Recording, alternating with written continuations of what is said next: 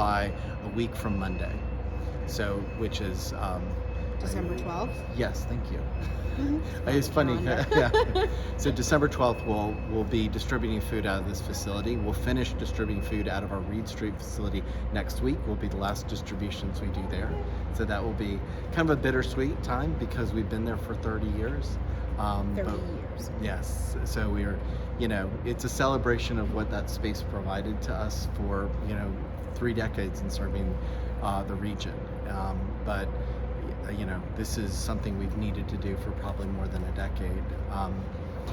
From the standpoint of, there's so many factors that go into how many people we serve is a function of how much food we have available, and that type of thing. So it's hard to say, it's not about how many more people we're going to be able to serve. It's what we're going to do in serving them. More fresh foods, more nutrition education, more training, ability to get food out faster, so hopefully we have less food waste in the community. And we certainly hope to continue to engage the community at higher levels so we get additional food sources, and we can get more food out to individuals. But our key is getting the most nutritious food out to families and children in our community. So why did this site make sense for y'all? I mean, I get the whole additional space, but why this site in particular? Yeah, when we were searching for a location, it was incredibly difficult to identify one that had good highway access for receiving and getting food out, because we receive food from a lot of sources, North Carolina Department of Education, from our grocery partners, but also our drivers are taking food out every morning at 7 a.m. to across our 18 counties. So we needed good highway access. We needed somewhere where we felt like we could really bring in the volunteers that are required.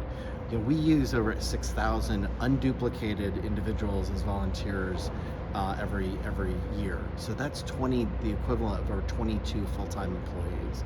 So we needed to make sure it was easy for people to get here, that we could create a space that was easy for our partners to be able to pick up food. And then we wanted somewhere where we could engage the community more, bring the community in here, listen to them and say, what do you need? What would best serve you to be most impactful? Mm-hmm. So we identified just a few places that even remotely had met those criteria. And we found Whitaker Park, and really talked with the Whitaker Park Development Authority, talked about how we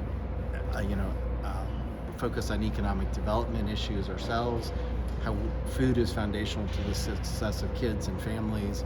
And they said, you know what, this is a good match for what we're trying to do. And everything fell into place. Plants. So when I look at this, I'm envisioning a little walkway through that has, a few dozen trees, and bushes of strawberries and blueberries and raspberries that we'll be able to repurpose for, of course, to feed people, but also educate people about our food systems. And it'll be a companion piece to our front area, which will be education garden. Okay.